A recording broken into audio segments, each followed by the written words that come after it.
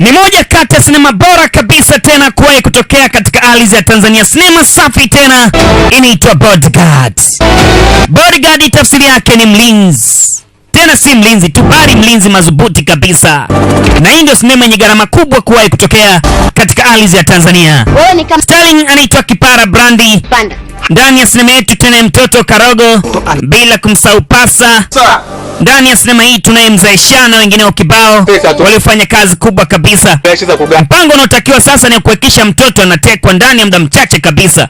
Lakini bodyguard kashaletwa. Mtoto amwelewe hata mara moja bodyguard. Anahisi kama ni usumbufu tu. Lakini bosi ameshatoa oda. Mtoto anatakiwa apatikane. Itakuweje? Na huyu ndio queen wa sinema yetu ambaye tumepata bahati nzuri tena ya kuitizama. I say, moja kati ya binti mrembo kweli kweli. Tegemea tu kupata ile kwa bora kabisa kupitia series hii ya Bodyguard. Bodyguard tafsiri yake ni mlinzi, si mlinzi tu, bali huyu ni moja kati ya mlinzi makini kabisa. Acha watu wanasema ndege ya AI. AI kama hii, acheni uvivu nyewekezeni, watu wamewekeza.